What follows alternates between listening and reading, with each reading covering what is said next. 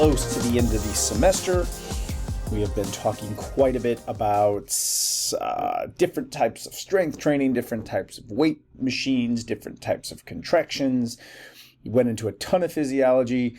And now what we're going to do is kind of take us home with this final series of lectures, which is helping us design a strength and conditioning program for some very unique athletes that I challenged you guys with. So with no further ado, let's kind of get into this, dive into this a little bit and talk about the chapter objectives. So what we're going to focus on today now is building upon those exercises that we had done the last 2 weeks. So to refresh your memory, I had you guys work with three very interesting athletes. I provided you guys with some videos. I asked you to do a needs assessment. I asked you to tell me what kind of exercises you would put them through based upon that needs assessment. And then I gave you a little bit of a bio about those athletes. So now, last week I had asked you to surrender one of those athletes and just kind of focus on two of them. And you guys did that. And then I asked you to get rid of another athlete and just focus on one athlete specifically. That was your choice in who you wanted to work with and what you wanted to do. And I asked you to start thinking about how you would design a pre-season macrocycle, mesocycle, and microcycle, and kind of do some of that foundational work to get these athletes ready for either a game or a competition. And the message I was trying to relate to you guys and deliver to you guys was that it gets very complicated when we're dealing with non-traditional athletes, right? So if we're talking about athletes such as professional skateboarders or athletes that are in X Games, or you're dealing with cyclocross, or you're dealing with combative athletes, it gets very, very complicated and very convoluted, which is why we're challenging you with this exercise. It's not necessarily to find a right or wrong answer, but it's to get you thinking critically about all of these components that we have to consider when we are trying to program an athlete for peak performance in whatever sport they're doing or competition that they're doing. So what we're going to do now is we're going to kind of shift gears and focus on, not on, but just on season training. So what are these athletes doing in a season? And transitions in periodization. So we're going to focus now a little less on developing that preparatory phase and moving into a season phase or a peak performance phase where we have to consider skill a bit more, and we want to lay off on the weight room slightly. So that's what this is going to focus on in this particular lecture. We're going to talk a lot about power and plyometrics. I have this kind of unhighlighted or highlighted, however you want to look at this, because this is something that we've already covered in previous chapters, but we're going to go over just a little bit here, especially that stretch shortening cycle already covered. We are going to talk about that a bit today because we're moving into power as well. And with most sports, with most athletes, I would say with 98% of them, power is a major contributing factor of their peak performance. So the more powerful they are, the faster they are, the better they are at performing in their particular sports. So we'll kind of talk about, oh my goodness, I'm so sorry. There we go. We're going to talk about different roles in power training and plyometrics and speed training. Power, plyometric power, and speed, they're all associated with one another. Force and velocity obviously is associated with one another. You guys will talk about specific equipment that we can use in power training and in plyometric training and in speed and agility training. But for plyometric purposes, oh my goodness, what is going on with this computer? Sorry, there we go. For plyometric purposes, chapter 16 will have all the various types of plyometric training that you can do, and that is in the Nsca textbook. And then we'll give instruction on correct speed, agility, speed, endurance training. All right, so we'll talk about those as well. So where are we thus far? So we talked about this preparatory phase. Some places, some textbooks or gyms will also call this the stability phase. We talked about the strength phase, which was a part of this preparatory phase.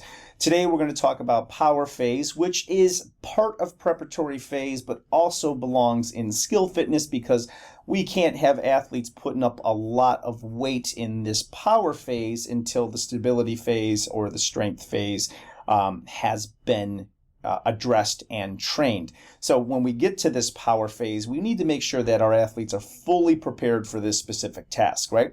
And how did we get here? Well, we had this basic summation, right? So we had this general adaptation syndrome that we had been developing here, and it's been a summation of applications of stress, right? So we started with the, maybe your athlete started with hypertrophy, and then they moved into endurance, and then they moved into strength. And we have this, and obviously each one of these pillars here is increasing in height, which means that we're increasing in capacity or capability, right? So we are building skills upon each other to get to these different phases, and power phase is the third phase, right? So we could have hypertrophy, endurance, strength, and power. And then what are we going to build off of power? Well, if we have this session here, and this session is arbitrary, it could be week 1, week 2, week 3.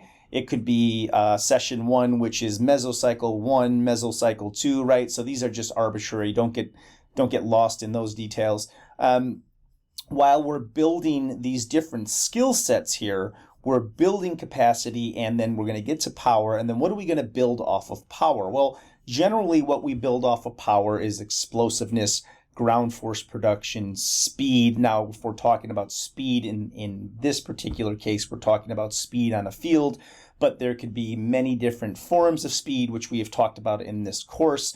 And if you look at the jiu-jitsu and the judo videos that I have shown you, those are non-traditional examples of speed, because most of these athletes are very fast, but they're on their back, and their definition of speed is this kind of scramble transitional speed that exists within all three planes of motion at the same time, right? So it's very different than speed of a sprinter who's running in a single plane of motion and accelerating as quickly as they can, right? So this is kind of what we've been doing thus far, right?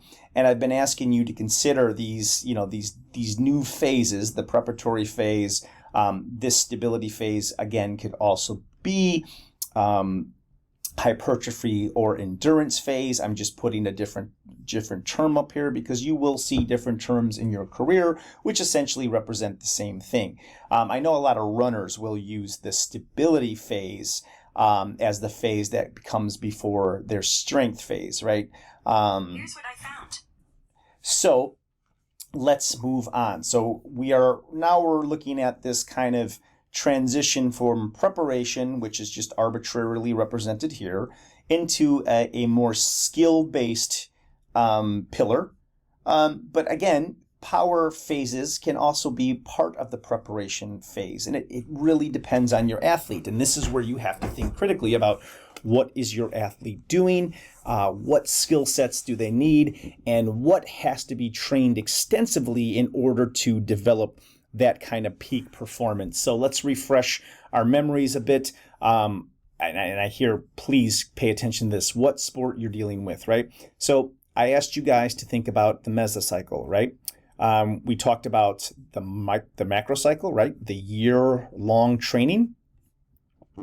We have this kind of preparatory period and this competition period. And where we are right now, let me get out my trusty pen because I love to draw on this. We'll use Humboldt Space Blue, right? This is kind of where we are now, this kind of competition phase, right? We just kind of generically said that a mesocycle is essentially, approximately 1 month. That's not true with all athletes. It might be longer, it might be shorter. It depends on the season. We have distinct training goals in that, and then we also have planned recovery. And that recovery it could be 4 days on, 1 day off, right? 3 days of training, 1 day off or 2 days of training, 1 day off. It depends on your athlete. It depends on what you're putting them through during this first mesocycle, right? And we know that the mesocycle is also going to have these smaller microcycles. And this is what I asked you to really focus on. And again, I can say generically that a microcycle is a single week of training. It could be 2 weeks of training. It could be a week and a half of training. It's all based upon your design. And what we're doing on those microcycles, it's the placement of training sessions. What are we focusing on these training sessions, right? Are we, day 1, day 2, day 3, day 4? Or are we doing 2 days? Are we doing 1 a day? What are we doing on these day-to-day training regimens? What are we focusing on, and what are we trying to get to? And what I mean by what are we trying to get to, what are we trying to obtain? Where are we trying to develop peak performance, and what are we trying to develop to obtain that peak performance? It depends on your athlete. Is that peak performance going to be represented in explosiveness and ability to jump? Is that peak performance going to be measured in force output and strength and the ability to lift as much weight as possible? Is that peak performance going to be represented by speed? How fastly can somebody run 100 meters? Is that peak performance going to incorporate all 3 of those examples? Probably, right? So again, we're just breaking down these components piece by piece to really try to get at designing the most accurate and critically well-planned and well-thought-out design to get our athletes to be at the best they can be at the point of competition. So now we're going to be focusing on this competition, right? So we talked about these different periodizations, right? We talked about this preparatory period, and we talked about hypertrophy, endurance, basic strength phase, and this strength and power phase. So now we're about to phase out of this preparation phase and move into this first transition period. And I'm going to ask you guys what you want to do here, right, based upon the athlete that you are working with. So here are some things I need you to consider while we are moving through this particular stage in training. So we talked about this preparatory phase here, right? And we knew that the volume was high, and I hope that is being represented in your mesocycle and your microcycles. And we knew that the intensity was low, right? We knew that in this particular phase, we have an inverse relationship between volume and intensity. Now I want to bring in another character or another piece here, okay? And that is this technique training, right? So what this yellow line is representing is our capacity or our capability or our performance, right? Whatever word you want to choose.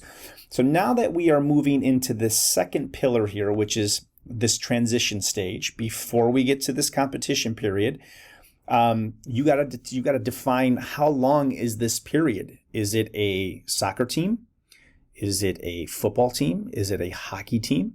Is it a lacrosse team? How are their seasons laid out? And if this is something you don't know, you need to go to the literature and you need to figure it out. You have the world. You have the entire accumulation of human existence and human knowledge at your fingertips with the internet. And you have PubMed, and you have Nsca, and you have ACSM. If you don't know something, you need to go to that literature and you need to figure it out. Because if you're trying to obtain a job, once you leave college, once you leave this safe place where it's okay to make mistakes, you need to basically understand how to get information that you don't know. So if you are dealing with a jiu-jitsu practitioner or a judo practitioner, how long is this phase generally? How long is this phase generally? And when we shift from this kind of preparatory phase to this technique phase, now we got to think about how are we going to fold in skill-based fitness here while also maintaining the adaptations that we got here, right? And that's the million-dollar question. So we are going to think about this pillar, this transition from this preparatory period to this transition period, and then again to competition period, right? And notice that capacity, performance, technique, and skill begins to rise. So we got to focus on this piece here. And I guarantee I've spelled endurance wrong every single time. There must be something with my typing. Like I must have something with the sequencing of my fingers wrong there. So you can laugh at me. I don't know, how do you say that? Endurance? That sounds right. So now you got to think about these other factors with these athletes. When we get to this technique training, we got to think about power, speed, strength and power. Do we have a combination of strength and power we need to maintain? Speed, endurance. That should be. I just got to laugh at myself here. That's just too funny. You can tell it's the end of the semester for sure. Speed. I'm just going to put END from now on because I am just mangling the word endurance. Speed end. That's so much better. Okay, so we got to consider what else falls in this category here. So speed, endurance. Do we have any long distance training that we need to do? Do we have any agility that we need to work on? And if so, how does it fit into this time period here? Now, something else we need to think about is, are we going to be doing this linearly, as you can see here? We looked at this linear progression before, right? Preparatory period, transition period, competition period, transition period again, or active rest. Or are we going to be doing this in a nonlinear fashion where intensity and volume are not necessarily inversely related, but you can kind of see they're following this kind of wave undulation pattern here. And again, technique is still increasing in the same manner as we saw before, right? Technique is still increasing in the same manner, but we just have the volume and intensity that has a different relationship. So if we're training our athletes this way, and we have to put power, speed, strength and power, speed, endurance, any sort of aerobic training and agility, where are we going to put these things? Okay, and how long are we going to train them? And again, I'm just going to tell you guys, there's no right or wrong answer. There's 1,000 different ways to skin this cat. You just have to have the rational and the scientific support to back it, right? Because that's what this is ultimately about. So something else we need to think about are these other components. Because they will all require equal attention. They're all going to require very serious consideration and thought when you're trying to figure out what the hierarchy of importance is for these different skills. So we did talk quite a bit about the preparatory phase, right? We talked about hypertrophy, endurance, right? Depends on what athlete you're working with. And I also called this phase the stability phase, right? So let me just kind of go back and connect the dots here, right? So the stability phase is synchronous with this preparatory phase here, right? So they're one and the same. We talked about the first most important pillar being potentially hypertrophy and endurance, second pillar being strength, third pillar being strength with adding power. And I think power, as I said before, for most sports is such an important factor that we have to not just blend it together with strength, but consider it its own entity that requires attention as well. And then as we get into this second phase, this transition phase where we're trying to increase technique and prepare for competition, prepare for a game, a fight, a race, whatever it might be, we have to consider some of these other components as well. Speed, reaction time, right? Speed and reaction time are both associated with one another, and speed, reaction time, and power are also associated with one another. So if you can increase somebody's reaction time, essentially what you're doing is increasing their speed to a stimulus and then their power output once they recognize that stimulus. So those are all associated with each other. When we're talking about this strength and power relationship, which I thoroughly believe needs to be maintained over the course of a season, we just kind of taper down a little bit as we get into competition. We have to think about where we're operating here and anaerobic threshold training, or is there power endurance that we have to think about, right? And how would we kind of lay off a little bit on strength and increase power and increase how many times we can repetitiously produce power, because then we have an endurance phase that's associated with power. Do we have to focus on speed endurance? Do we have to be able to apply speed several times while reducing or increasing, our anaerobic threshold? Is there an aerobic capacity that we have to keep in mind? So is there a certain VO2 we must have in our with the athlete that we're working with? Do they have to have a high level of agility? And do we have to do direction training and changes in direction? So these are all things to think about with your athlete. And then what I'm basically having you focus on in this particular piece is the skill sets and the functional movement patterns that we have to maintain and increase during this technique phase, right? Or this transition phase, or this building up skill set phase, so that we can get to peak performance. So we look at this first transition phase, and if we look at a linear progression, it's spelled out here for you. So you have to determine how long your first mesocycle is. Is this one mesocycle or two? How many of your microcycles are in this mesocycle? And then when we get to the transition period, how long is our transition period? Is this one mesocycle? Is it two? Is it a half of a mesocycle? How many microcycles are in this? And then we got to think about the competition period, right? So again, think about this particular interaction of lines here, right? Capability, performance, technique is being represented by the yellow line. It is increasing here. Volume has decreased here, and intensity has increased. All right, so in this particular phase, your reps, your sets, your volume, your intensity, your focus on training should all change from this, right? So keep that in mind.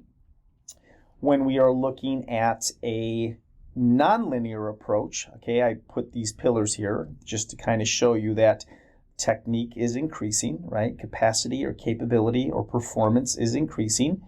And we have a subtle change here in volume and intensity. You can see that here there is a bit of a cross section here, right? Volume decreases, intensity increases, but they're still happening in this undulating pattern here, right? So we have volume decrease, volume increase, volume decrease, volume increase. But you can see that the trends begin to change, right? So volume was slightly higher here, and if you follow this, it begins to drop. And there is a cross section where intensity begins to increase, but these two are still closely related, right? So what's going to be happening in these phases here? Again, my computer is just not wanting to work. Okay, of course. What's going to be happening in these phases here, where you're going to be applying these type of skill sets to get your athlete ready for competition, right? And how long are they going to be operating in these particular skill sets? So keep that in mind, because that's what our next assignment is as we get close to our final exam. Okay. And then I just kind of put this here as well to the competition phase. If we move from that transition phase, right, we move from training these particular skill sets and we move into competition, well, what does that look like? Well, if we look here, the peak performance is right here, right? So represented by this yellow line, we have peak performance. We also have a decrease in intensity as we get closer to this competition phase, and volume has completely dropped, right? So with this intensity, we're maintaining all of the skills that we have built through. Let me go back and get this picture here. We're maintaining all of these stepwise skills that we have built over the course of the preparation phase and the transition phase. All right, so that is the ultimate goal that we are doing here. Now, I have a couple of examples of some switches or some transitions from preparatory phase to transition phase to competition phase that I'm going to share with you guys now. And they're all in different athletes, and we really don't have to identify the type of athlete.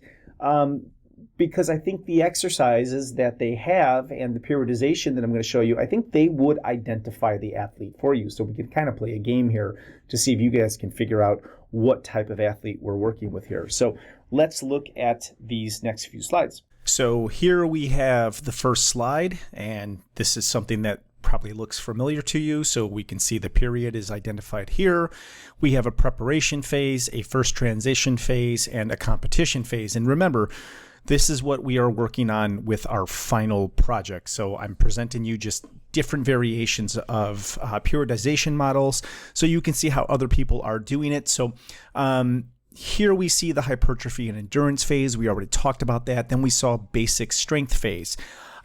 We see that the intensity is low to moderate. And then as we get into basic strength, we increase the intensity, and notice how the volume decreases, right? So we had high volume, lower intensity. And then when we moved into the strength phase, we had higher intensity and a moderate volume. And you can see the rep range and the set range, right? So obviously we have a reduction in repetitions and we have a slight reduction in set ranges. So you can see this is 3 to 6, and then we move to 3 to 5, okay? Now, when we move into our first transition stage, this is the strength/power phase, or if it's an athlete that requires more power, then we're going to kind of taper off on the strength a little bit and focus primarily on power. And you can see here that the intensity becomes high again, right? Much higher. You can see the intensity with the 1 rep max, right? We increase the intensity of the load, right? So, and again, this is determined based upon whether you're focusing on strength or you're focusing on power, because obviously we can't do 95% of our 1 rep max with power. Very few people can. So if you're doing strength, you're going to get closer to that 1 rep max. And if you're doing power, you're going to be kind of closer down here in this range, 75%, perhaps 60, 65%. Depends on the needs of the athlete. And again, the volume is even lower here. So we go from high to moderate to low. So there's that inverse relationship where we have volume tapering down and intensity increasing.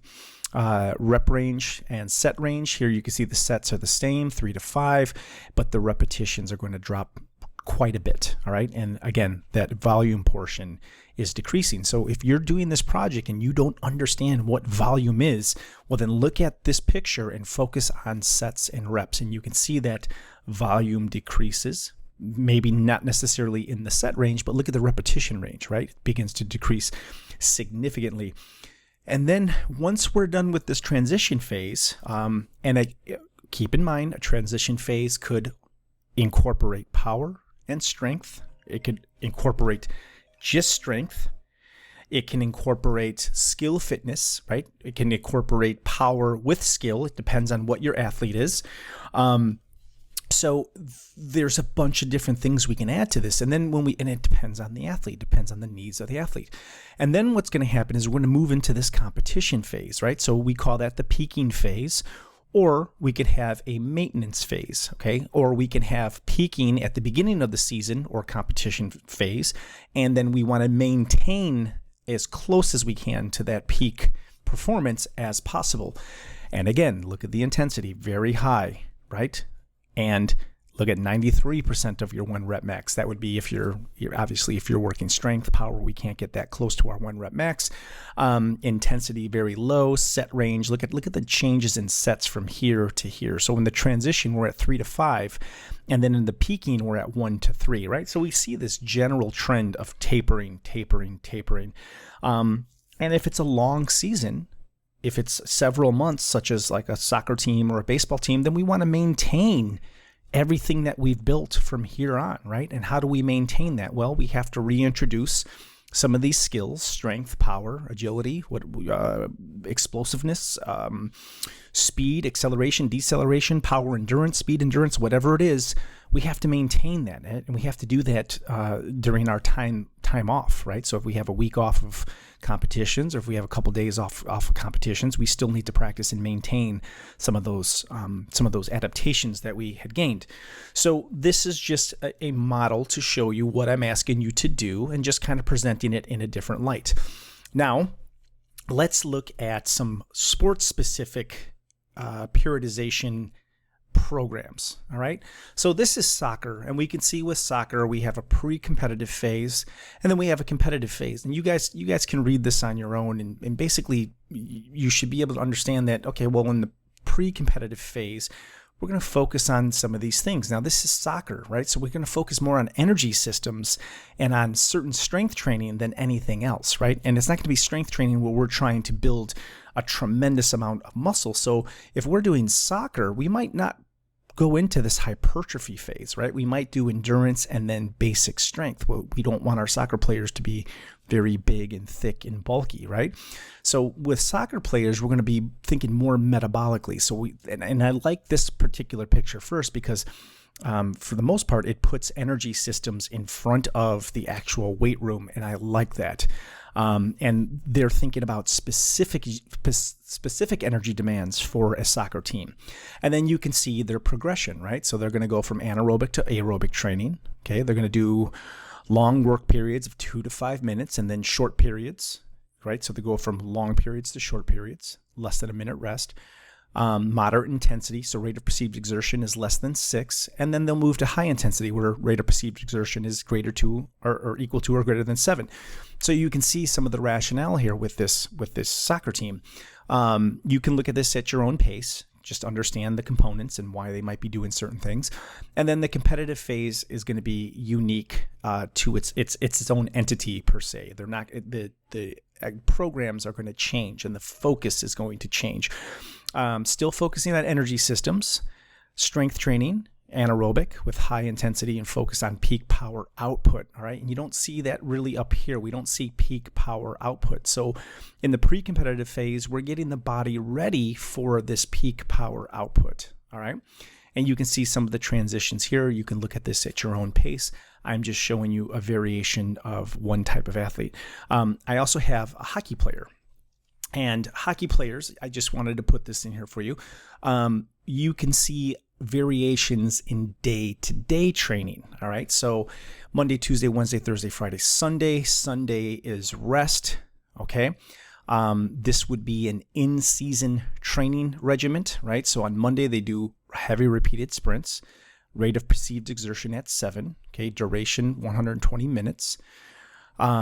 Tuesday, skill and aerobic conditioning, right? So since they kind of banged out this anaerobic system here, they shift to aerobic training and skill fitness. And then on Wednesday, it's strength and skill, right? Thursday, skills and tactic. So you can see here that they're tapering down at the end of the week. So tactical would be, let's work on certain plays, right? And that's kind of intermittent exercise. You guys these people would be on the ice with the coach. They'd say, okay, let's run this play. Okay, take a break. Let's talk about it again. Let's run this play, take a break. So it's not really high intensity exercise, but the high intensity is here on Monday, high intensity here on Tuesday, but it's not as much as you saw on Monday. Strength and skills, really high, right? 8 on rate of perceived exertion. Time is much longer as well. And then when we get to skills and tactics, look at it, goes 6, 5, 3. So we start to taper down to our rest day. All right. So this is just another example to show you how this type of athlete is working on their progression and their periodization. And I would, just by looking at this, I would say, okay, this is a non-linear approach because there's really no rhyme or reason, that we don't really see any pillars building upon others. We see a heavy day here, anaerobic, a heavy day here, aerobic, skills and tactic, strength and tactic here, anaerobic again, and then we begin to taper down. So this would probably be a non-linear progression. Oops, sorry about that. That shouldn't be there. Okay. So now, let me back up a little bit. Okay. So now we're going to talk about power, because that's kind of the focus of what we were doing in this particular lecture, is kind of getting away from basic strength and focusing primarily on power. So let's take a look at a couple of slides that are a repeat of something you already know. Now, if I'm repeating something, that means it's important and I expect you to understand it. All right. So these next few slides here, I'm not going to really read these slides verbatim to you because we've already covered this in a previous chapter, and this should be something you're well aware of. And there's no real need for me to kind of go over this again because I already introduced it to you. I already read it to you. I already explained it in tremendous detail.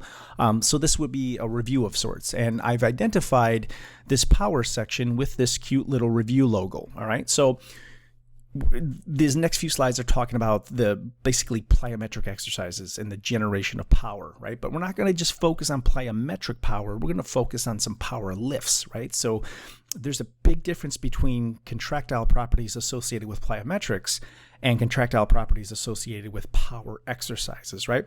So you guys can read about this elastic energy. I have already talked about this with you guys. We've already talked about the muscular tendon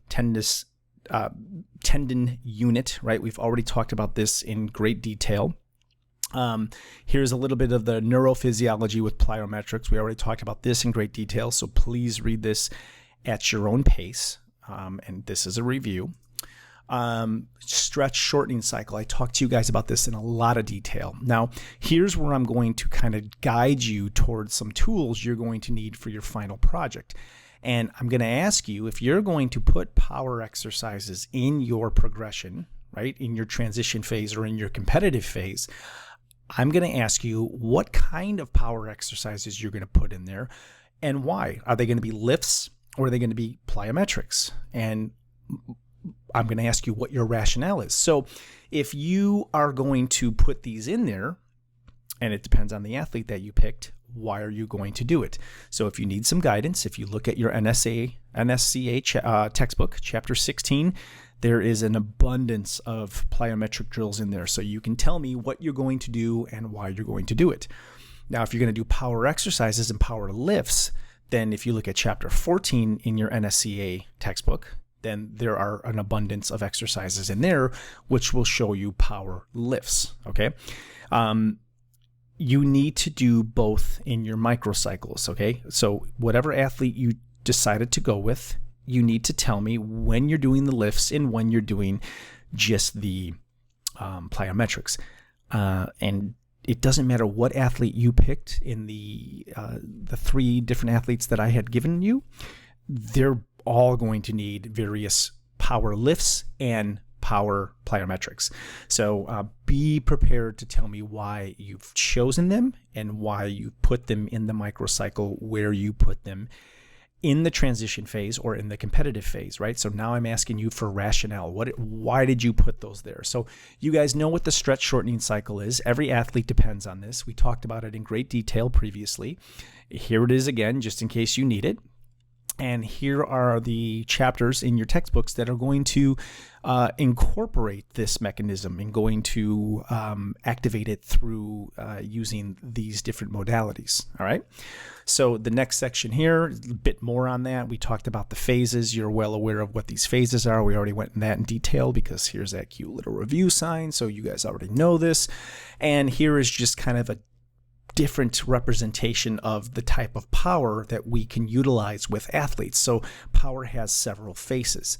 And sorry about that. Are you going to use power lifts? Are you going to use plyometrics? Are you going to use hurdles? Why are you going to use them, and where are you going to put them, and what adaptations do you hope occur from utilizing these? And if you don't know what adaptations you want to occur, well, this guy here is going to be a major adaptation that we can train through these different types of modalities. So please keep that in mind, all right? And we're going to talk a little bit more about how these 2 different types of forms of power, power training, are uniquely different from one another. And I'm going to get into that within the next few slides.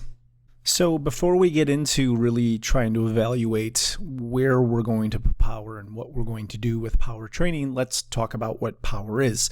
You guys are probably very familiar with this, but power is force times distance, right? Force times distance divided by time. So when we're training power, we can manipulate each one of these variables. We can manipulate force, we can manipulate distance, and we can manipulate time, right? So, and obviously the quicker the time, the more, the greater force we can put up across a greater distance in the shortest amount of time is how we develop power, right?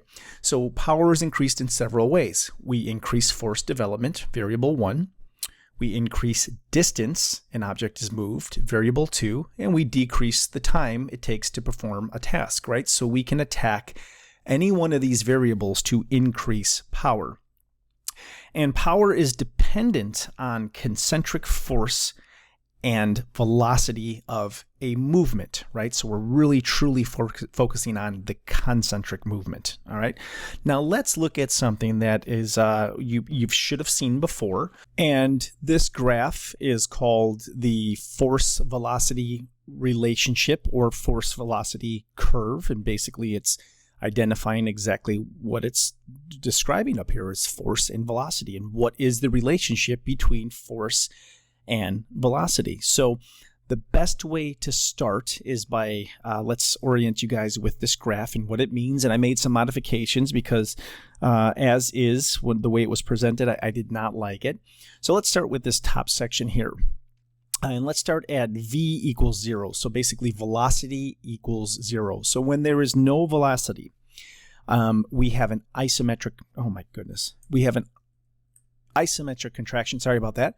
And that means that the muscle is creating tension, but it's not moving. We have no movement, right? We have no speed. We have no rate of contraction or rate of deceleration if we're talking about an eccentric contraction. So if we move to the right, look at these positive numbers, 1, 2, 3. That means that the velocity is getting faster, all right? We're moving the weight at a quicker rate. If we go this way, well, that's going to be the inverse of that, right? We're moving -1, -2, -3. This means that the rate of movement is very slow, right? So no movement, slow, slower, slowest. No movement, fast, faster, fastest, okay? So now that we talked about velocity, let's look at force production at different velocities. So this curve represents force. And by looking at it initially, you should be saying, okay, well, the slower the velocity, the greater the amount of force we can generate. And that's true. So if we just kind of pick a random place on this force curve, right, and we look at a contraction, so let's look right here. If we look at the amount of force that's being produced right here, right, and then we go down and we look at the velocity, well, that's about a velocity of -1. Right? So at a slower velocity than isometric, we have more force production. And generally this -1, 2, and 3, that is an eccentric contraction. So that's when the muscles are lengthening. So the muscles seem to be a bit stronger when they're lengthening. So we can produce a lot of force in that lengthening, right? Now, as we move to this side, right, we go V0, V1, V2, V3. The faster we try to contract, what happens to this force? Well, look at this. Force begins to drop, right?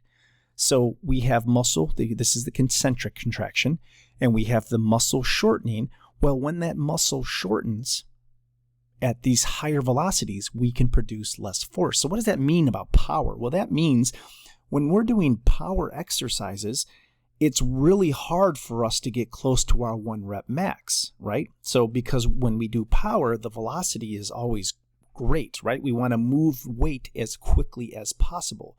So when we're generating power, we have to consider the amount of weight that we can do because we can't put up a lot of weight because of this relationship. The faster the contraction, the less weight we can put up. So let's look at the difference between the amount of force put up here versus if we do a contraction at a very high velocity. So let's look at the first one. Okay, so this contraction here is very quick compared to this contraction. But look at the difference between the force produced here, right? So at a slower contraction, and these are just arbitrary numbers here on the left-hand side, right? Essentially, this is much higher force production than here, right? And we know that the velocity is faster because if we look at force and we look at velocity, well, now we're at a velocity of about, what, 0.5, right? That line would kind of come up here, 0.5. And then if we did even a faster contraction, right, something faster than 0.5, look at this. This would be a 1.5, right? Because if we look at this positive number here, that line would come up to here. 1.5, we even have less force produced, right? So the faster the contraction, the lower the amount of force that is produced. And that's this relationship, force relationship curve that they're dealing with here. So that's going to make a big difference in how much weight we can do, and that's going to impact intensity, and it's going to impact volume, and it's going to impact how we are trying to train our athletes to get peak performance, right? Especially in the contents. So here's some things to think about when you're developing your program and you're thinking about power and where you're going to put power. And just some of the things to think about with how power piggybacks off strength. So keep in mind that when we looked at this previous slide, there is a relationship between how much weight we can put up or how much force we can put up and the rate of the velocity of that movement. So essentially, if we are trying to contract somewhere here, right, which would be very quick, like the velocity would be very fast. Well, look at this force here. We're going to put up very little weight versus if we contract slower, right? The velocity here is 1. And again, these are arbitrary. I'm just saying this is faster than this. If we contract here, we can put up slightly more weight, right?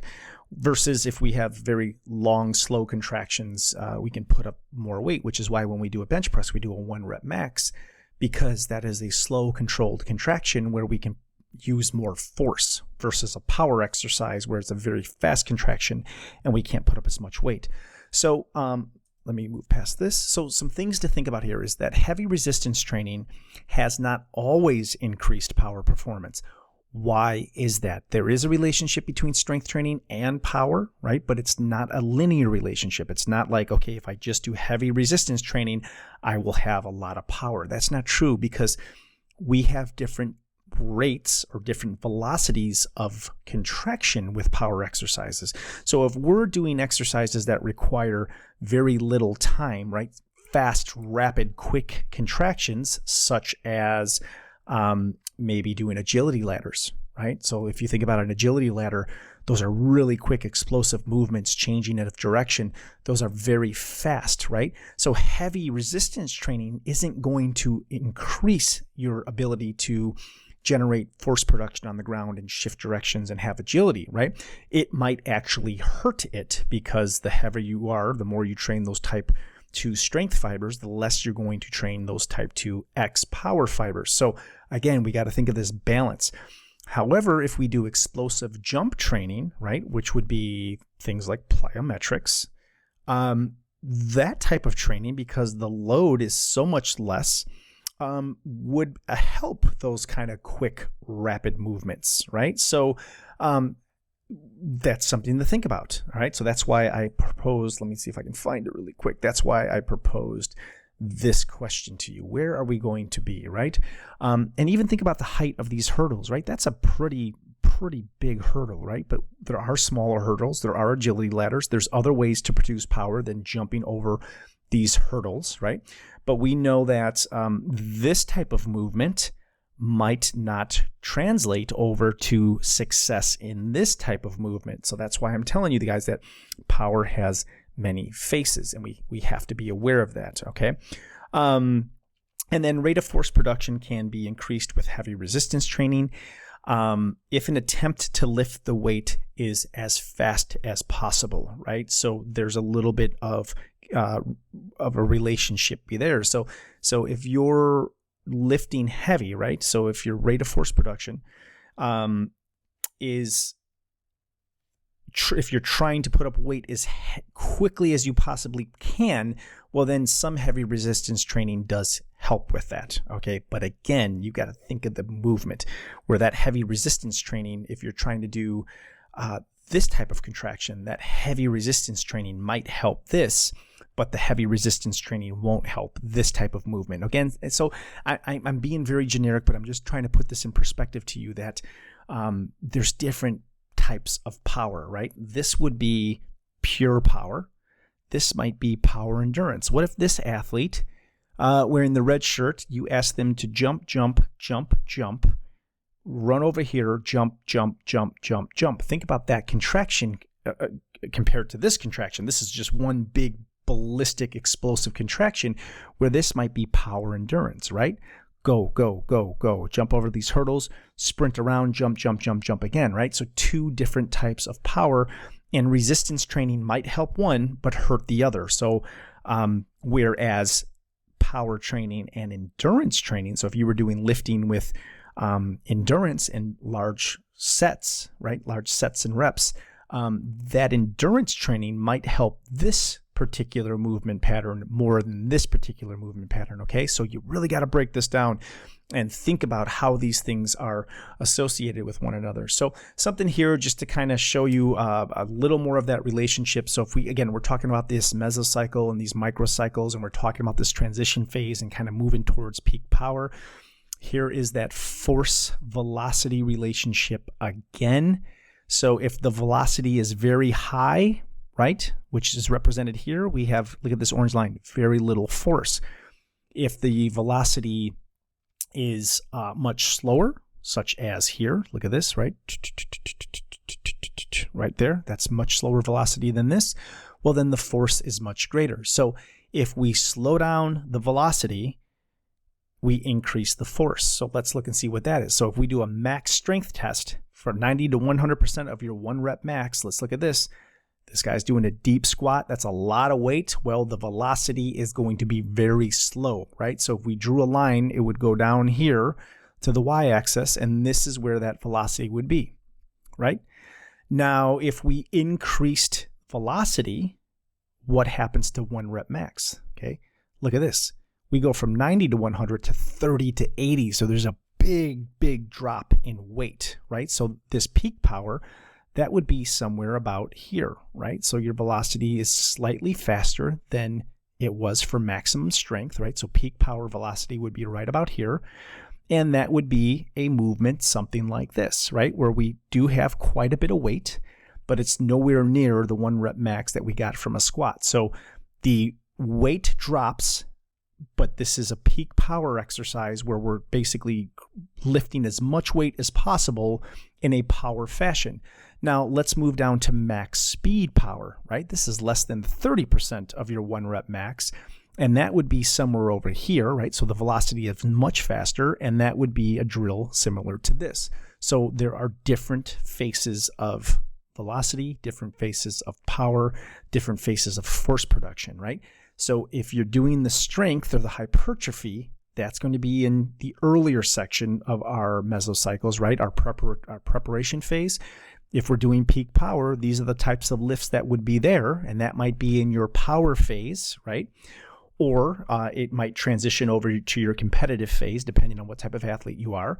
And if we're trying to do max speed power, right, which would be something like this, well, that's completely different as far as the velocity of the contraction, but you obviously couldn't put a barbell on this person and ask them to jump over these hurdles because it just wouldn't happen. So here's 3 very different types of exercises that exist on this force velocity curve here.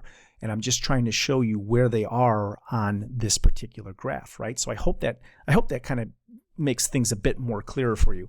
And then if we're talking about plyometrics, and I keep kind of beating a dead horse with plyometrics because that is something that most athletes are going to need, and we fold them in there when we get close to that transition and that we leave that preparation phase.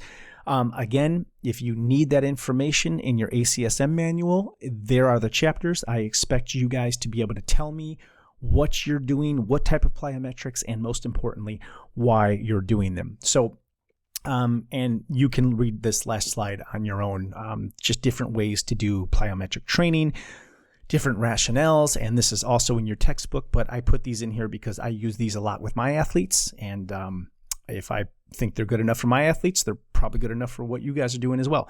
So we are going to stop there, and that is our last slide, and then for the next lecture, which I'm going to give you guys on Thursday, I got a couple more slides to talk to you guys about speed and agility, and we will go from there. You guys are almost done, and I hope this helped you in kind of considering your design and your development of your next portion of your project, and I will be in touch very soon, guys.